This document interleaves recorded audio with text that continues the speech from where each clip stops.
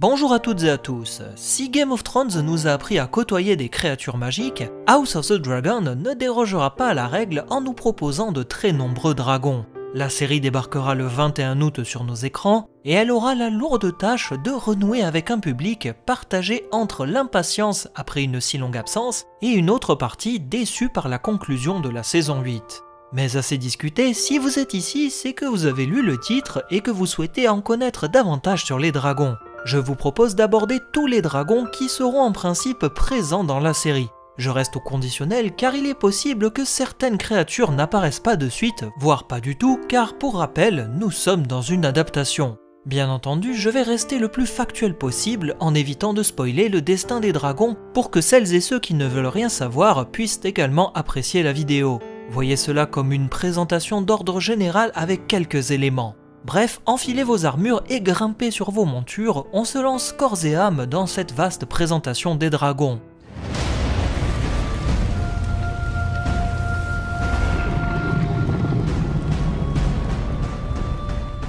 Avant toute chose, qu'est-ce que c'est un dragon dans l'univers de Game of Thrones? Pour faire simple, il s'agit d'une créature ailée d'apparence reptilienne avec des écailles réputées impénétrables. Pour expliquer leur reproduction, les maîtres penchent sur deux théories. Soit ils sont à la fois mâles et femelles, changeant de sexe au gré des besoins, ou bien chaque dragon a un sexe bien défini sans possibilité de changer. Ils sont également dotés du feu dragon, une réserve quasi inépuisable de feux destructeurs, à l'inverse de leurs cousins lointains les wyverns, qui vivent sur le continent de Sotorios, sont plus petits et ne crachent pas de feu. On ne connaît pas très bien l'histoire entourant leur apparition, et certains disent que c'est la lune qui, en explosant, aurait fait pleuvoir une pluie d'œufs de dragons sur le continent, ce qui expliquerait pourquoi nous retrouvons des dragons sauvages sur Westeros à l'époque de l'âge des héros, ou bien des œufs fossilisés au nord de la cité d'Asshai, sans oublier des ossements sur le continent de Sotorios ou encore au nord d'Essos. Pourtant, c'est avec le peuple des Valyriens qu'ils ont entretenu le plus étroit lien et la grande partie des légendes s'accordent à dire que c'est à Valyria que les dragons se sont éveillés pour la première fois. Domptés grâce à la magie ou bien de curieux liens avec leurs dragonniers, les dragons feront la puissance de l'empire valyrien, puis à sa chute, ils seront le relais du pouvoir des Targaryens lorsque Aegon le Conquérant lancera sa conquête du continent de Westeros. Vous connaissez désormais les bases, et je vous invite à aller consulter cette vidéo qui présente avec bien plus de détails les spécificités des dragons et toutes les différentes espèces qui composent leur race. Maintenant qu'on a posé les fondements de ce qu'est un dragon, on peut commencer les présentations.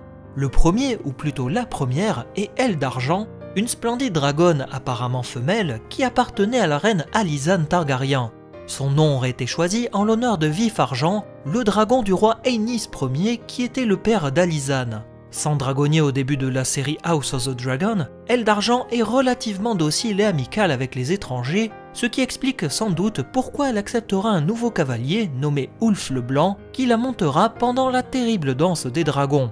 Calme lorsqu'elle était avec sa maîtresse Alysanne, elle deviendra violente sous la domination de son maître Ulf et participera à de nombreuses exactions à ses côtés. Cependant, elle entretenait une relation fusionnelle avec le dragon mâle Vermithor appartenant à l'origine au roi Jaehaerys Ier Targaryen qui était l'époux d'Alysanne. Les deux dragons étaient à l'image du couple royal quasiment inséparables et nous devrions voir cette complicité dans la série. Enchaînons sur le cas d'Arax, un jeune dragon mâle né dans le berceau du prince Lucerys Velaryon. La paternité des enfants étant critiquée à la cour, la naissance du dragon vient mettre un terme à ces rumeurs. Ce dragon serait de couleur blanc nacré avec des flammes jaunes, des yeux et une poitrine dorée. Au tout début d'House of the Dragon, Arax sera très jeune, âgé d'une quinzaine d'années, avec une petite taille lui permettant tout juste d'être monté par son cavalier. On dit qu'il avait une taille 5 fois moins importante que le dragon Vhagar, le plus grand encore vivant à cette époque. Troisième et non des moindres, Caraxès est un dragon mâle de couleur rouge vif. D'abord monté par le prince Aemon Targaryen jusqu'à sa mort lors d'une bataille, il sera revendiqué ensuite par le prince Daemon Targaryen qui sera son dragonnier à l'époque d'House of the Dragon. Caraxès fait la moitié de la taille de l'énorme Vhagar et il a servi pendant de nombreuses années ses maîtres. Avec Aemon, il participera à des conflits contre Dorne et les pirates au sud, avant de prendre part à la danse des dragons aux côtés de son nouveau maître Daemon. Son surnom est le Sanguinaire, ce qui va de pair avec sa couleur et son expérience dans les combats. C'est fin 2020 qu'HBO a dévoilé une première image de ce dragon dans un artworks qui, rappelons-le, ne représente peut-être pas le visuel final de la créature. En tout cas, je trouve ce visuel réussi, le rouge rendant très bien, notamment avec les nuances de bleu comme si c'était des veines. Une esthétique qui colle vraiment à la description de ce dragon sanguinaire. Poursuivons avec Danse Lune, un dragon assez méconnu qui serait une femelle, sans doute provenant d'une couvée pondue par Syrax. Ses écailles sont de couleur vert pâle, tandis que sa crête, ses griffes et cornes sont de couleur blanc nacré. Au tout début de la série, Danse Lune est encore très jeune et n'est guère plus grande qu'un cheval. Elle demeure à Père Dragon aux côtés de sa dragonnière, la princesse Bella Targaryen, qui a le même tempérament guerrier que son père, le prince Daemon Targaryen. Une vivacité et ténacité que nous retrouverons bien entendu dans son dragon. Il est à présent temps d'introduire Feu du Soleil, le terrible dragon du roi Aegon II. Il s'agit d'un beau et majestueux dragon doré dont les écailles brillent telles des feuilles d'or exposées au soleil. Pour l'anecdote, le roi choisira même de placer son dragon doré comme emblème personnel, refusant d'utiliser le dragon rouge de ses ancêtres. C'est un dragon robuste qui sait encaisser de sérieux coups pendant les batailles et qui va en faire voir de toutes les couleurs pendant la danse des dragons. À l'image de son maître, il est violent, cruel et déteste la défaite par-dessus tout. Comme pour son rival Caraxès, Feu du Soleil nous est apparu dans un artworks dévoilé par HBO fin 2020, à nuancer là aussi puisque le résultat final peut très bien varier. Encore une fois, c'est un visuel que je trouve très convaincant, son espèce de petit sourire malicieux va vraiment de pair avec le caractère du dragon. Continuons avec Fumée des Mers, un jeune dragon mâle monté par Laenor Velaryon, puis Adam Velaryon. De couleur gris argent clair, c'était un dragon élégant qui n'était guère effrayant mais qui savait se montrer redoutable lorsqu'il le fallait. Nous devrions le voir au tout début d'House of the Dragon avec son premier cavalier, puis plus tard avec le second lors de la danse des dragons. Vient ensuite le tour de Gris Spectre, un dragon sauvage de couleur grise comme le brouillard qui vit en autonomie à l'état sauvage sur l'île de Père Dragon. On le surnomme ainsi en l'honneur de sa couleur mais aussi de sa discrétion car il se fond dans le brouillard comme un spectre. Il se nourrit exclusivement de poissons, n'a jamais été monté par un dragonnier et vit dans une tanière située sur le volcan Mont Dragon qui surplombe la forteresse. Poursuivons la présentation avec le 8e dragon, j'ai nommé le Cannibale. Sa couleur est noire comme le charbon et ses yeux sont de couleur verte. Dragon terrifiant qui vit sur l'île de Père Dragon de manière sauvage, cette créature réunit tout ce qu'il y a de plus dangereux en elle. Le cannibale est surnommé ainsi par les habitants de l'île car il dévorerait des œufs ainsi que les jeunes dragons trop curieux qui s'approchent de sa tanière. Son antre est d'ailleurs jonché de cadavres de chevaliers qui ont osé s'approcher de lui pour le dompter. A noter que le cannibale serait le plus vieux dragon en vie à l'époque d'House of the Dragon car il serait né bien avant l'arrivée des Targaryens sur l'île. Le gouverneur de l'île, pendant la danse des dragons, ira jusqu'à dire ceci à propos du cannibale, je cite « Si personne ne dérange le dragon ne nous dérangera pas.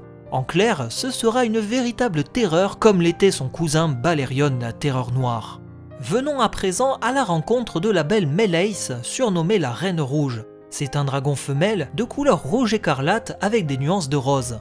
Sa crête, ses cornes et griffes sont quant à elles de couleur cuivrée. Au tout début de la série, elle est redoutable par son âge et expérience au combat, bien que réputée pour être paresseuse et détestant être importunée pendant une sieste. Meleys est aussi l'un des dragons les plus rapides à cette époque, surpassant Caraxès et Vhagar qui sont eux aussi réputés pour leur rapidité. Elle sera d'abord montée par la princesse Alyssa Targaryen, puis acceptera la princesse Rhaenys, surnommée la reine qui ne fut jamais, qui est l'épouse de Corlys Velaryon dans la série.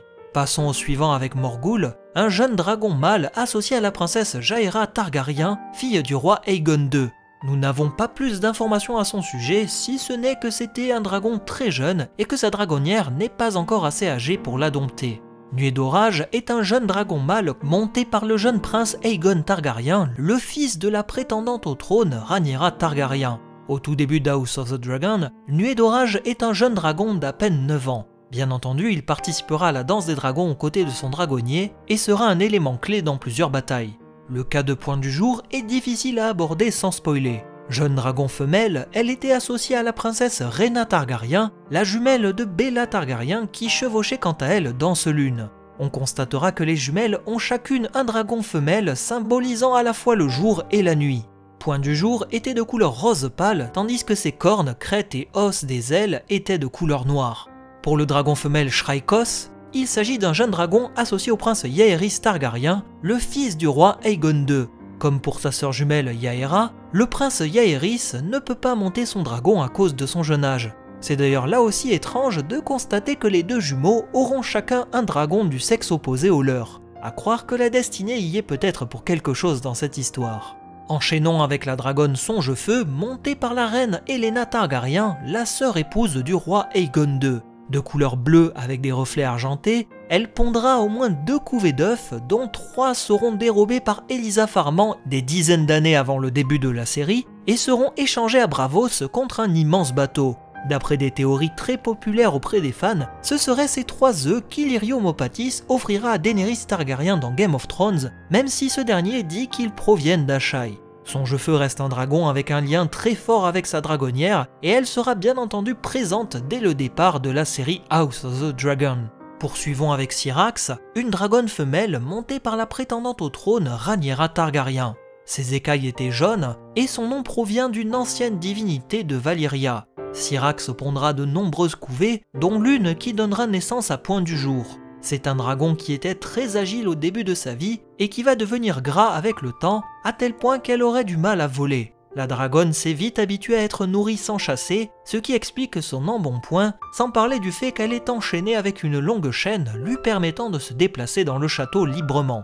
Quant à Tessarion, il s'agit d'un dragon femelle de couleur bleu sombre comme le cobalt, avec des nuances de cuivre sur son poitrail, sa crête et ses griffes. On l'a surnommée la Reine Bleue avec ses belles couleurs, et Tessarion appartient au prince Daeron le Hardy, le frère du roi Aegon II. C'est un dragon là aussi redoutable qui participera à la guerre avec violence et carnage. Concernant Tyraxès, c'est un jeune dragon mâle appartenant au prince Joffrey Velaryon, le fils de la prétendante Rhaenyra Targaryen. On ignore sa couleur et on sait qu'il entretient un lien étroit avec son dragonnier qui passe tout son temps avec lui. Là aussi, c'est un dragon qui participera à la danse des dragons et que nous devrions voir tout petit au tout début de la série. Pour Vermax, il me sera difficile d'en parler sans spoiler. Pour les plus curieux d'entre vous, je vous partage cette vidéo qui aborde une vieille théorie qui pourrait se dévoiler dans House of the Dragon. Toujours est-il que Vermax est un jeune dragon au sexe indéterminé à l'époque de la série. Monté par le prince Jacaerys Velaryon, un des fils de Rhaenyra, il participera lui aussi au conflit aux côtés des autres dragons et fera largement ses preuves lors des batailles. On arrive sur les 3 derniers, avec tout d'abord le grand dragon Vermithor dont j'ai brièvement parlé plus tôt. Vermithor appartenait au roi Jaehaerys Ier Targaryen et il s'agit d'un dragon mâle. Ses écailles sont de couleur bronze avec des nuances de beige. C'est un dragon âgé de presque 100 ans au tout début de la série et il demeure l'un des plus puissants dragons du royaume, surpassé seulement par Vhagar en taille et âge. Sa puissance est colossale et on dit que son feu peut faire fondre la pierre comme l'avait fait Balerion à Harrenhal avec son souffle. Au tout début d'House of the Dragon, Vermithor est sauvage puisque son maître est mort depuis longtemps, bien que tolérant la visite des hommes qui cherchent à le revendiquer. Mais le dragon a son caractère et il ne se laisse clairement pas faire. Il finira par accepter d'être de nouveau monté par Hugh Marteau et il participera à ses côtés à la danse des dragons où il causera des dégâts démentiels. On enchaîne avec celle que vous attendez sans doute toutes et tous, la dragonne Vhagar, qui est une femelle appartenant à l'origine à la reine Visenya Targaryen, la sœur épouse du roi Aegon Ier le Conquérant qui montait quant à lui Balerion la Terreur Noire.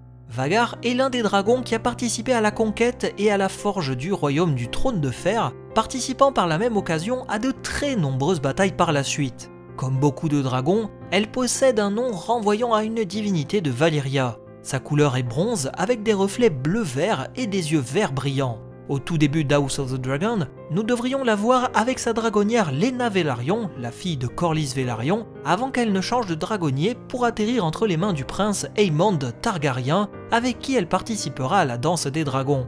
À cette époque, certaines sources disent que Vhagar était aussi grosse et imposante que Balerion, je vous laisse donc imaginer à quoi nous aurons affaire. C'est concrètement le plus grand dragon que nous devrions voir dans la série, mais aussi le plus féroce et puissant. Terminons cette présentation avec Voleur de moutons, un dragon mâle possédant un mauvais caractère et qui a une couleur brune en plus d'être réputé pour sa laideur. On lui donnera ce nom parce qu'il adore voler des moutons aux habitants de Pendragon pour se nourrir. C'est un dragon sauvage qui vit dans une caverne de Mondragon et qui va chasser jusqu'à Lamarck, l'île des Vélarions. Il sera monté par Ortis ou Orties, une jeune adolescente, et participera à de multiples batailles que nous aurons plaisir à suivre dans la série. Ainsi, à travers cette abondante présentation, vous avez pu constater que chaque dragon a son caractère et spécificité. Bien sûr, certains nous sont très peu connus en raison de leur jeune âge, tandis que d'autres sont largement plus documentés suite à leur longue vie aux côtés des Targaryens. Comme vous avez pu le voir, je n'ai pas voulu en dévoiler trop pour le bien de la vidéo afin de vous conserver de la surprise. Il ne reste plus qu'à espérer qu'HBO saura mettre tout ce joyeux monde en scène dans la danse des dragons. Par les anciens et nouveaux dieux, je ne sais pas vous, mais j'ai quand même hâte de voir tout ça, et en faisant cette vidéo de description, ça m'a redonné goût à la lecture, et peut-être que je vais me refaire Fire and Blood juste avant la série. N'hésitez pas à me dire ce que vous en avez pensé, le dragon ou les dragons que vous attendez le plus, et on se dit à la prochaine pour d'autres explorations et analyses. Salut à vous!